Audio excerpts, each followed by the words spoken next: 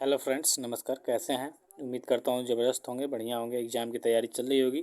दोस्तों, आज हम बात करेंगे यूपी ट्रिपल एस सी पेट एग्ज़ाम के बारे में, जिसका हम लोग प्रिपरेशन करने वाले हैं।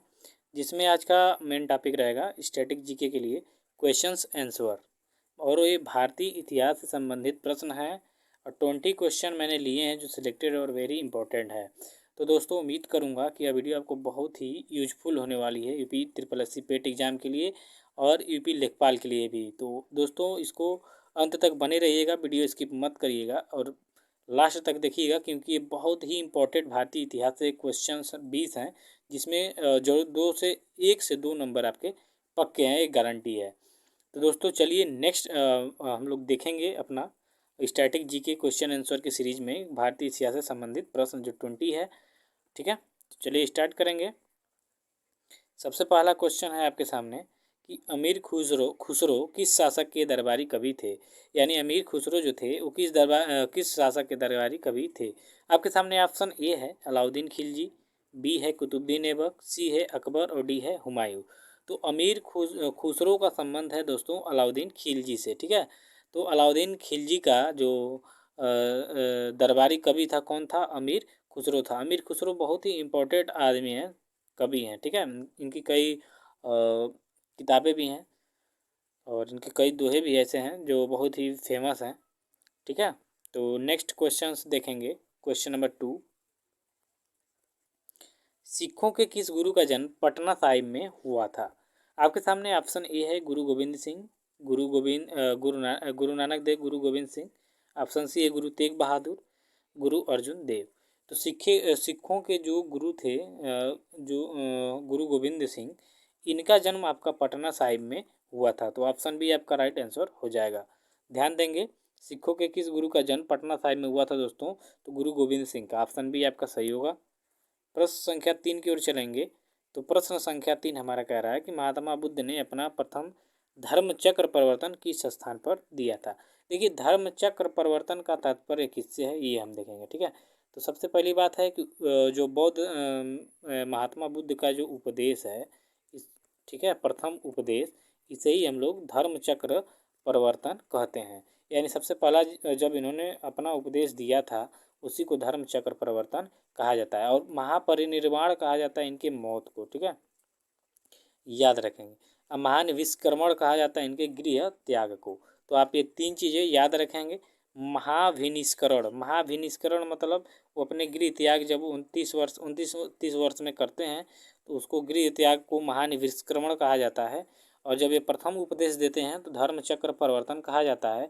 और जब ये इनकी मृत्यु होती है महात्मा बुद्ध की, तो महापरिनिर्वाण कहा जाता है उनको। ठीक है, तो ये 3 चीज़ आप याद रखेंगे। बाकी ये क्वेश्चन आपसे पूछा है कि किस स्थान पे धर्म चक्र परिवर्तन दिया था, तो सारनाथ में दिए थे। ऑप्शन आपका सी राइट होगा। ठीक है, याद रखेंगे दोस्तों। इसके बाद है क्वेश्चन नंबर 4, राग। एक गायन का राग है मियाँ की मल्हार, इसके रचयिता कौन है? आपके सामने ऑप्शन ए है बैजू बावरा, ऑप्शन बी अमीर खुसरो, ऑप्शन सी स्वामी हरिदास, ऑप्शन डी तानसेन। तो राग एक है मियाँ की मल्हार वाला। तो ये तानसेन जो थे अकबर के शासनकाल में उनके दरबारी संगीतज्ञ थे ये। ठीक है, तानसेन संगीत सम्राट इनको भी बोला जाता है। इन्होंने एक मियाँ की मल्हार नामक की राग की रचयिता मैं इसको बनाए थे। मियाँ की मल्हार के रचयिता कौन है? तो तानसेन है। ऑप्शन डी आपका सही होगा। चलिए नेक्स्ट देखेंगे दोस्तों। प्रश्न 5 है आपका कि बाउल गायन कहाँ का एक लोक रूप है? तो बाउल जो है बंगाल का एक लोक रूप है। तो बाउल से बंगाल आप याद रखेंगे, ये भी इम्पोर्टेंट क्वेश्चन है। ठीक है, तो ऑप्शन ए आपका सही होगा। प्रश्न 6 देखेंगे कि गिद्धा जो कि एक नृत्य का रूप है किस राज्य से संबंधित है? आपके सामने ऑप्शन ए है हरियाणा, ऑप्शन बी है पंजाब, ऑप्शन सी है राजस्थान और ऑप्शन डी है उत्तर प्रदेश। तो गिद्धा दोस्तों ये पंजाबियों से रिलेटेड है, तो इसलिए ऑप्शन बी आपका पंजाब होगा राइट। तो गिद्धा याद रखेंगे Punjab, option B. Next question देखेंगे प्रश्न संख्या 7 कि सितार का जनक किसे कहा जाता है? यानी सितार जो वादक यंत्र है इसके जनक कौन है? तो आपके सामने ऑप्शन ए हो जाएगा तानसेन, बी है अली खान, सी है अमीर खुसरो और डी है बैजू बावरा। तो जो सितार नामक वादक यंत्र है इसके जो बनाने वाले हैं या जनक हैं उनको हम अमीर खुसरो के नाम से जानते हैं। तो ऑप्शन सी आपका राइट आंसर हो जाएगा, अमीर खुसरो। प्रश्न संख्या 8 देखेंगे दोस्तों कि प्राचीन सिक्कों पर बीड़ा बजाते हुए किस हिंदू शासक का चित्र अंकित है। देखिए जो प्राचीन सिक्के जो मिलते हैं उस पर बीड़ा बजाते हुए एक हिंदू शासक का चित्र दिखाया जाता है। तो वह चित्र किस हिंदू शासक से संबंधित है, यह क्वेश्चन है आपका। आपके सामने ऑप्शन ए है चंद्रगुप्त, ऑप्शन बी है Harshavardhana, option C Vikramaditya, option D है समुद्रगुप्त। तो समुद्रगुप्त को दोस्तों बीड़ा बजाने का बहुत ही खासा उनको मतलब बहुत पसंद था उनको बीड़ा बजाना, इसलिए अपने सिक्कों पर इन्होंने क्या किया था कि बीड़ा का चित्र अंकित कराया था। तो इसलिए समुद्रगुप्त आपका राइट आंसर हो जाएगा डी। बीड़ा बजाते हुए प्राचीन सिक्कों पर समुद्रगुप्त का चित्र अंकित है, ऑप्शन डी आपका सही होगा। चलिए प्रश्न 9 देखेंगे दोस्तों। गुरु गोविंद सिंह द्वारा खालसा पंथ की स्थापना कब की गई थी। तो आपके सामने ऑप्शन ए है 1699, 1599, 1707 या 1657 में।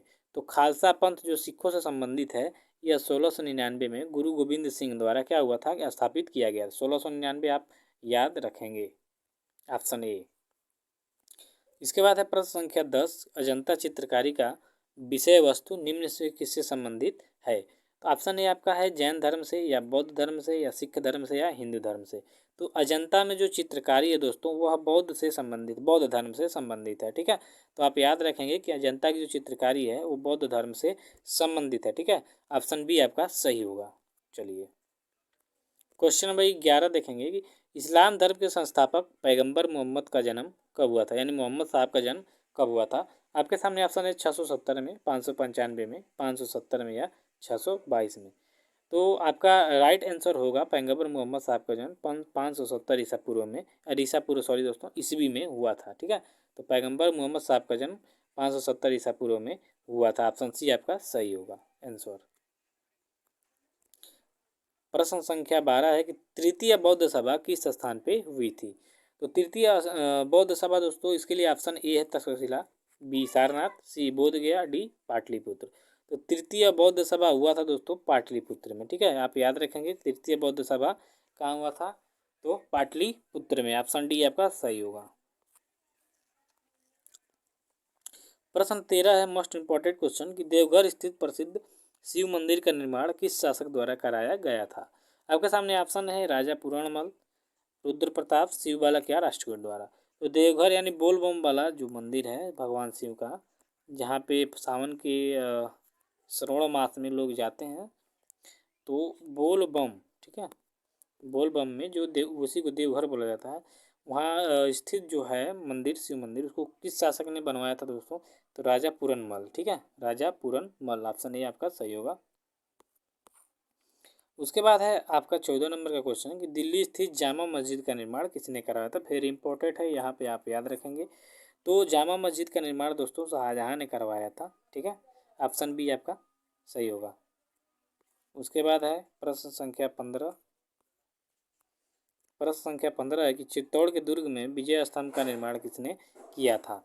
तो आपके सामने ऑप्शन ए है राणा सांगा, बी है महाराणा प्रताप, सी है राणा कुंभा और डी है राणा रतन सिंह।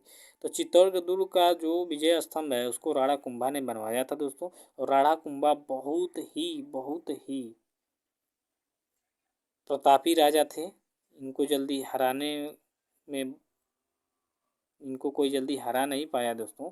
ये मतलब बहुत ही ज़बरदस्त एकदम योद्धा थे, ठीक है। इनके बारे में हम इतिहास से रिलेटेड बात करेंगे जब चर्चा करेंगे इतिहास में, तो ठीक है, राणा कुंभा के बारे में, इन सभी लोगों के बारे में बात करेंगे। चित्तौड़ के जितने भी शासक हुए इन पे एक वीडियो बनाया जाएगा, जो एक एक व्यक्ति पे बनाया जाएगा, राणा सांगा पे, महाराणा प्रताप पे, राणा कुंभा, राणा रतन सिंह, ठीक है। तो आप वेट करिएगा दोस्तों कि कब ये वीडियो आ रही है। उसे भरपूर प्रयास किया जा रहा है। अभी तो SSC पेट का प्रैक्टिस कराया जा रहा है ताकि आपका आने वाला एग्ज़ाम बहुत ही बढ़िया से जाए। तो प्रश्न संख्या 16 देखेंगे दोस्तों कि बौद्ध धर्म को मानने वालों की संख्या सर्वाधिक कहाँ किस राज्य में है। आपके सामने ऑप्शन ए है बिहार में, बी झारखंड में, सी कर्नाटक में या डी महाराष्ट्र में। तो बौद्ध धर्म को मानने के लिए महाराष्ट्र में सबसे ज़्यादा बौद्ध धर्म वाले हैं, ठीक है। तो बौद्ध धर्म के अनुयायी वाला जो सर्वाधिक राज्य है वो आपका महाराष्ट्र है, ठीक है। तो ऑप्शन डी आपका सही होगा। प्रश्न संख्या 17 देखेंगे कि दिल्ली का वह सुल्तान जिसने ब्राह्मणों पर जजिया कर लगाया था। ये वेरी इंपॉर्टेंट क्वेश्चन ये भी है, आप यहाँ ध्यान देंगे। तो दिल्ली का कौन ऐसा शासक हुआ जिसने ब्राह्मणों पर जजिया कर लगाया था सर्वप्रथम? ऑप्शन ए आपका है फिरोज शाह तुगलक, ऑप्शन बी है अकबर, ऑप्शन सी है बलबन, ऑप्शन डी है कुतुबुद्दीन ऐबक।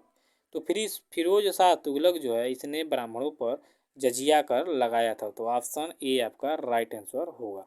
चलिए प्रश्न संख्या 18 आप देखेंगे कि सबसे पुराना वेद कौन सा है। तो सबसे पुराना वेद आपके सामने ऑप्शन ए है सामवेद, बी है ऋग्वेद, सी है यजुर्वेद, डी है अथर्ववेद। तो सबसे पुराना वेद दोस्तों ऋग्वेद है, ठीक है। ऑप्शन ए भी आपका सही होगा। ये भी वेरी इंपॉर्टेंट क्वेश्चन है, ये पूछ सकता है आपके एग्जाम में, इसको नोट किए रहिएगा। प्रश्न संख्या 19 आप देखेंगे, ये भी वेरी इंपॉर्टेंट है दोस्तों, पहले मैं बता दे रहा हूँ, इसको आप ध्यान देंगे। मुद्रा राक्षस नामक पुस्तक के लेखक कौन थे? आपके सामने ऑप्शन ए है बाणभट्ट, डी है कल्हड़, बी सी है विशाखदत्त, डी है कौटिल्य। तो मुद्रा राक्षस के जो लेखक हैं दोस्तों वो है विशाखदत्त, ठीक है। ऑप्शन सी आपका राइट आंसर हो जाएगा। इसके बाद है क्वेश्चन नंबर 20, अकबर के शासनकाल में भू राजस्व सुधारों के लिए कौन उत्तरदायी था? यानी भू राजस्व या राजस्व से संबंधित जो भी मामला था वो निपटाने वाले व्यक्ति कौन थे, ये वेरी इंपॉर्टेंट क्वेश्चन है आपके सामने ऑप्शन ए है बिहारमल, ऑप्शन बी है जयसिंह, ऑप्शन सी है बीरबल और डी टोडरमल। तो टोडरमल जो थे ये राजस्व विभाग से संबंधित थे दोस्तों, ये राजस्व संबंधित मामला देखते थे अकबर के शासनकाल में, और इनके 9 रत्नों में से एक थे। याद रखेंगे 9 रत्नों में राजा टोडरमल भी शामिल थे, ठीक है। ये भूमि सुधारों के लिए जाने जाते हैं, उस समय बहुत ही अच्छा इन्होंने टैक्स वगैरह जो भी है लगाया था, और बढ़िया से इनका राजस्व वसूली होती थी, ठीक है।